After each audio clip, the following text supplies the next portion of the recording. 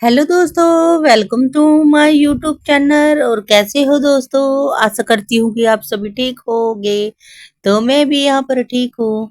तो 4:30 बजे के करीब उठी थी और मौसम मैंने देखा एकदम बिल्कुल से साफ सुथरा है। और बिल्कुल हल्की हल्की सी ठंडी ठंडी सी हवा चल रही थी। और बस नींद मुझे आ नहीं रही थी। वैसे तो मैंने 5 बजे का अलार्म रोज लगा के सोती हूँ, पर मेरी अलार्म से पहले ही नींद खुली जाती है। तो आज भी रोज की तरह मेरी आंख खुल गई थी।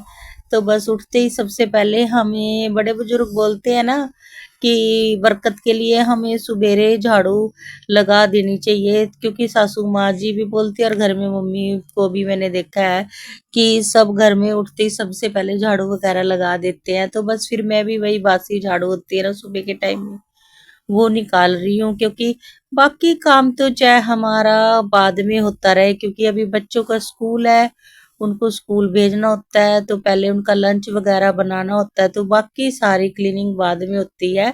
और पहले जो ये सुबह की झाड़ू लगा के और आंगन को एकदम चकाचक बिल्कुल साफ सुथरा रोज में ये कर देती हूँ। मेरी ये रोज की रूटीन है।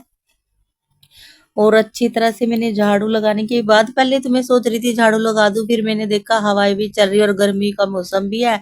इतना दीपांशी और उठेंगे, उनका नाश्ता पानी बनेगा, मैं नहाऊंगी धोऊंगी, इतना तो ये आंगन बिल्कुल साफ सुथरा एकदम ओके हो जाएगा। और इस काम में मुझे करीब 10-12 मिनट लगते हैं, सारे बिल्कुल अच्छे से सारा आंगन को बिल्कुल साफ सुथरा करने में, बाहर गली तक अच्छी तरह से झाड़ू और गेट की साफ सफाई सारी एकदम सुबह इस टाइम में ही मैं बाहर का आंगन ज्यादातर बिल्कुल अपना साफ सुथरा करती हूँ। बाकी जो रह जाता है अंदर रूम की साफ सफाई, वो बच्चों को स्कूल भेजने के बाद फिर अंदर की डस्टिंग वगैरह सब चलती है। क्योंकि फिर दीपांशी की वैन बहुत जल्दी आती है, तो इसीलिए वह सुबह के टाइम में साफ सफाई के काम में ना नहीं हो पाता। तो बस यार ये बस सुबेरे की झाड़ू वगैरह और आंगन तो क्लीन करना जरूरी होता है। तो बस दोस्तों सारे आंगन के साफ।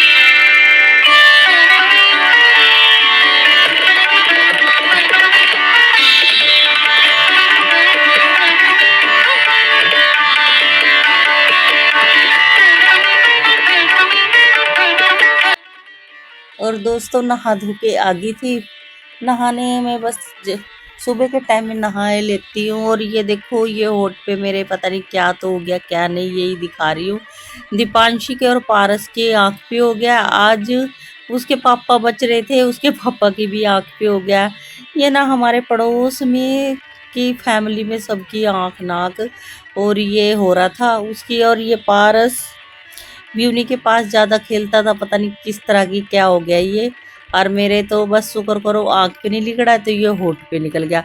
रात तो बिल्कुल ऐसे सूर जैसा मोटा होठ हुआ पड़ा था और बिल्कुल ही अजीब सा लग रहा था। और जिस टाइम एडिटिंग वगैरह कर रही हूँ, खैर उस टाइम तो सोजा सा उतर गया इसका होठ का।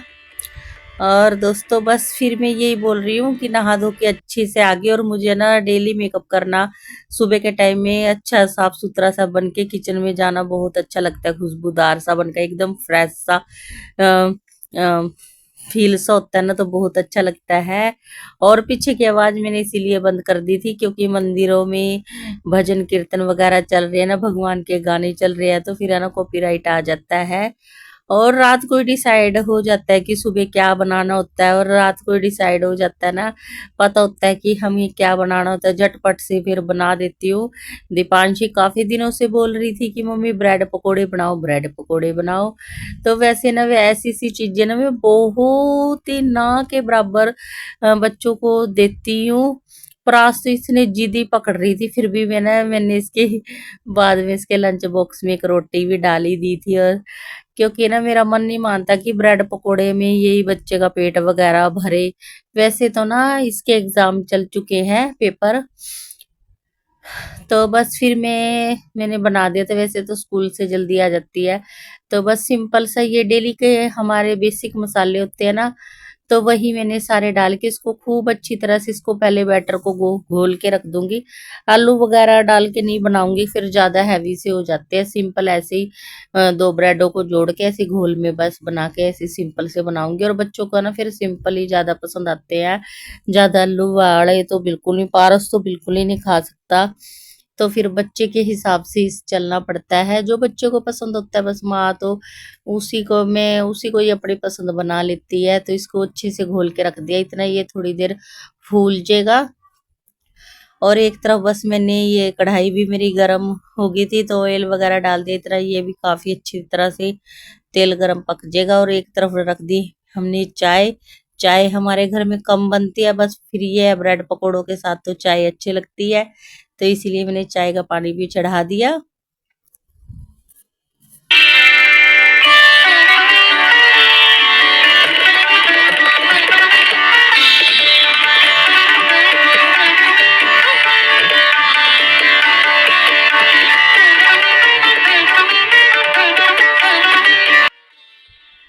और बस चीनी पत्ती डाल दूंगी और अब दूध रख दूंगी, तो सी आंच पे धीरे धीरे से पकती रहेगी ना, तो चाय भी एकदम बढ़िया सी हो जाएगी। तेज आंच पे एकदम पकाते हैं ना तो पत्ती का इतना अच्छा सा कलर नहीं आता। तो चाय भी एक तरफ आराम से मेरी धीमी धीमी सी बनती रहेगी और दूसरी तरफ बस ये ब्रेड पकोड़े में तलने लगी हूँ। तो ये छोटे वाले ब्रेड थे, ज़्यादा बड़े नहीं थे, तो फिर मैंने इनको ही दोनों को जोड़ा जोड़ा सा करके और तलने लग रही हूँ।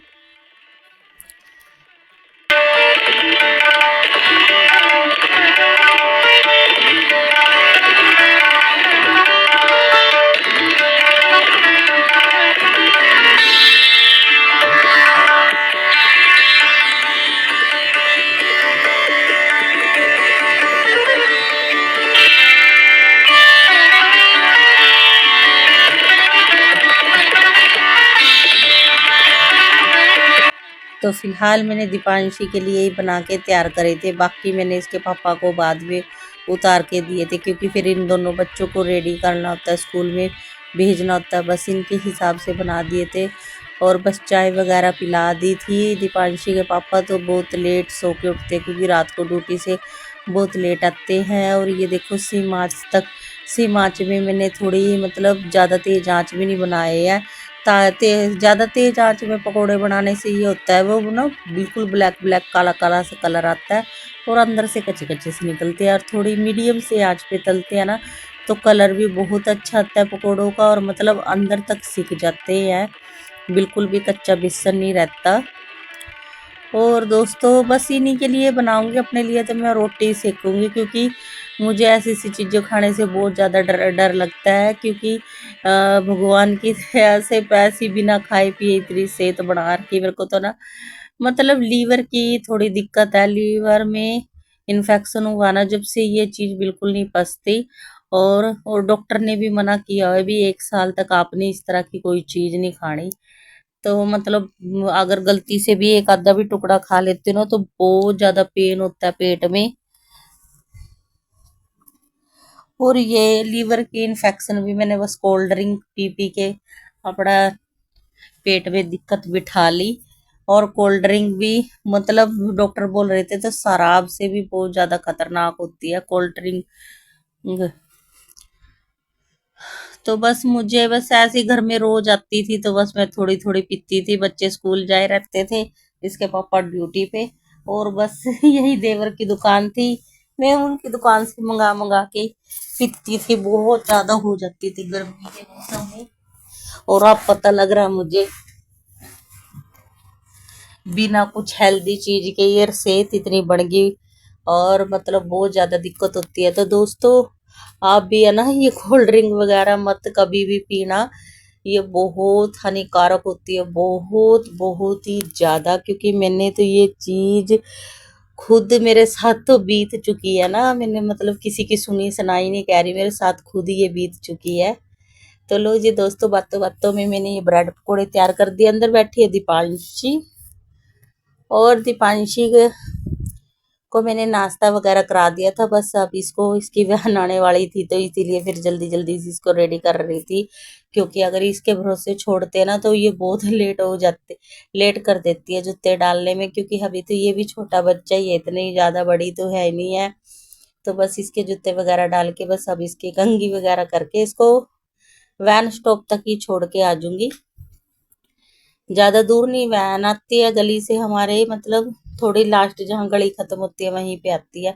तो बस बच्चों का बैग बहुत भारी होता है ना, तो इसीलिए इसको वैन स्टॉप तक मैं वहां बिठा के आ जाती हूँ, मतलब वैन बिठा के क्या, वैन में चढ़ा के आ जाती हूँ। तो बस इसकी कंघी कर दी।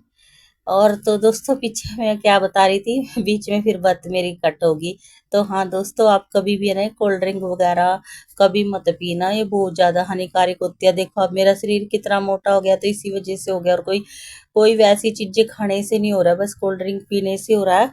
और जिससे जैसे मैंने डॉक्टर से सलाह करी थी तो जिम वगैरह भी नहीं कर सकती, क्योंकि ऐसे करते हैं ना तो लीवर पे बहुत ज्यादा दिक्कत होती है, खिंच पड़ती है, दर्द होती है, और मतलब योगा वगैरह भी नहीं कर सकती।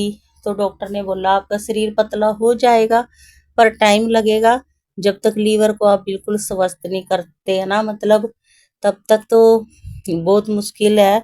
आए फिर डॉक्टर ने बिल्कुल कोल्ड ड्रिंक वगैरह और 1 साल के लिए बस ये चिकनी चीजें ज्यादा खानी पीनी बंद कर दी है। फिर ये है मेरा बंद है तो फिर बच्चों का तो नहीं मन मार सकती, फिर इनको तो बना बना के खिला देती हूँ।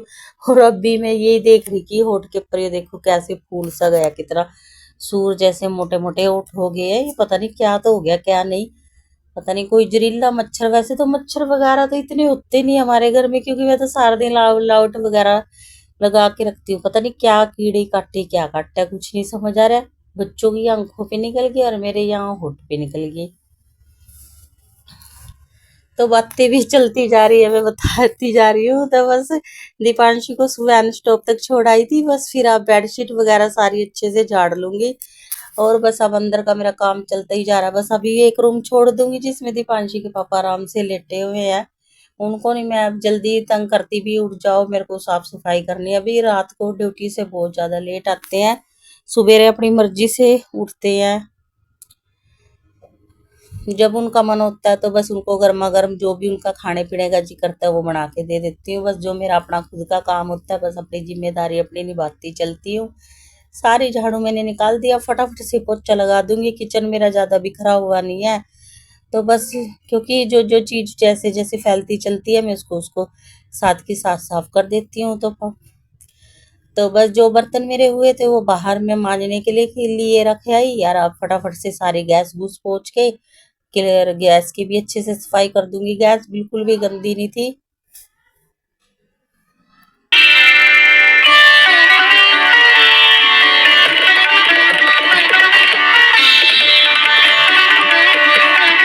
थोड़े बहुते बस क्योंकि रात के टाइम में क्लीनिंग अच्छे से करके सोती हूँ ना, बस थोड़े बहुते ये तेल के छिंटे से लगे थे और बेसन के, तो बस इनको अच्छे से कपड़े से गिले सूखे कपड़े से मैंने पोंछ दिया। और दोस्तों फिर अच्छी तरह से ज़्यादा पानी पूनी वाला काम मैं यहाँ कर नहीं सकती, क्योंकि जो नीचे बिछाया हुआ है ना ये मतलब बैनर ही है, फिर ऐसे गल जाता है। और बिल्कुल छोटी सी रसोई है दोस्तों। जैसे जैसे आप मेरे व्लॉग देखा करोगे आपको मेरे सारे घर की जानकारी मेरे बारे में सब आगे आगे व्लॉग में मिलती रहेगी। तो बस दोस्तों अगर आपको मेरा व्लॉग थोड़ा सा भी पसंद आ गया है तो प्लीज़ दोस्तों मेरे चैनल को सब्सक्राइब भी ज़रूर कर लेना, बेल आइकन के बटन को भी दोस्तों प्लीज़ दबा लेना। हाँ मैं मिल जाऊंगी आपको अपने नेक्स्ट व्लॉग में, तब तक के लिए बाय बाय दोस्तों। वंदे मातरम, जय हिंद, खुश रहना दोस्तों, आप मस्त रहना, जीवन में आप यूं ही तरक्की करते रहना, मेरे दिल से आपके लिए यही दुआ है दोस्तों।